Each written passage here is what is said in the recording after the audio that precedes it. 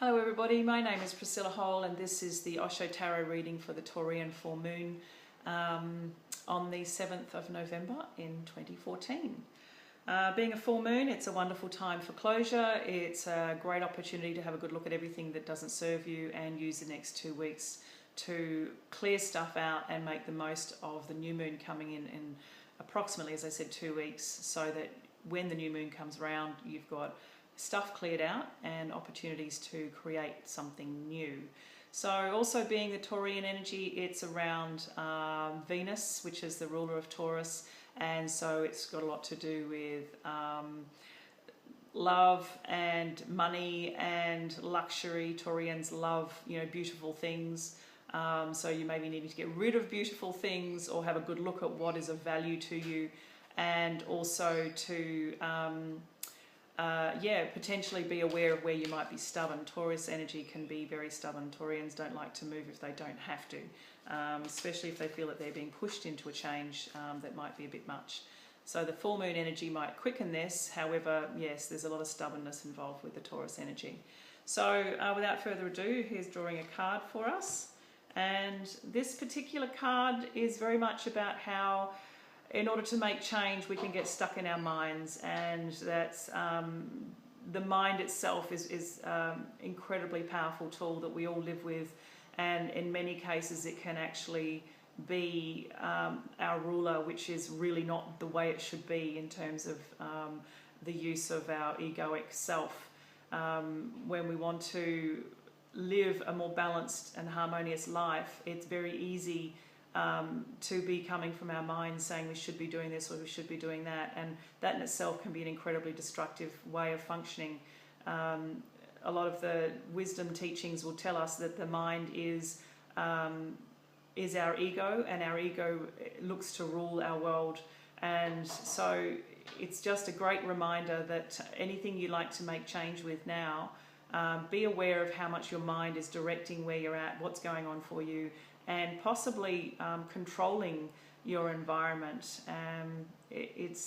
So remembering that the mind is really just a tool. It's only a part of who we are. Fundamentally, yes, we are body and we are mind, but we are 99% spirit. It's just that because it's not a tangible, touchy-feely thing, it can be hard for us to realize how much we are of spirit. And so our mind and our physical bodies tend to rule the roost, and our mind loves managing its corporation, hence the corporation being our body. So it's a good reminder to come back into the body, come back into spirit, and recognize that the mind has a place, but it shouldn't be telling us exactly what to do all the time.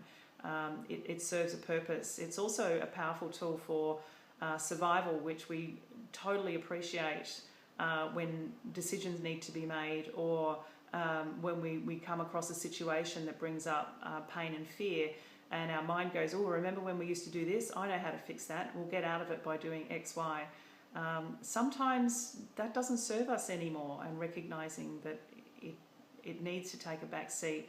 So there can be a very challenging time to allow the mind to step back.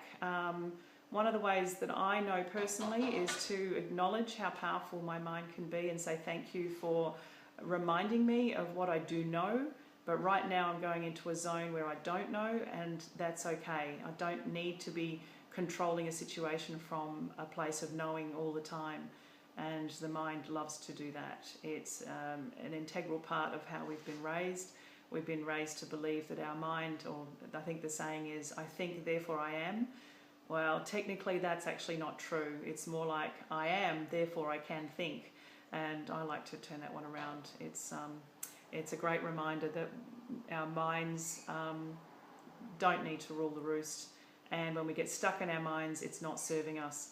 One of the best things to do to help get ourselves out of our mind is to either get ourselves out into nature, or to go do some form of exercise, swimming, walking, running, whatever it is that you need to do to get yourself out of your mind. Even if it is like going and visiting someone who knows how to call you on your story, that's a wonderful thing too. That can really help turn things around so you can realize how much the mind is playing tricks and looking to go into survival mode to feel safe, and in many cases actually not helping you at all. So I'm hoping that this card gives you a bit of clarity and insight, especially if your head's full of a lot of stuff that's going on at the moment. And remember that the mind is just a tool. It's not the be-all and end-all of our being. It's just a part of our being, and recognizing that we are spirit, body and mind, and finding the balance between all three, and allowing ourselves to be all three. I think that's one of the biggest challenges. Anyway, lots of love to everybody. I hope you enjoyed this reading, and feel free to share the video. Take care. Lots of love.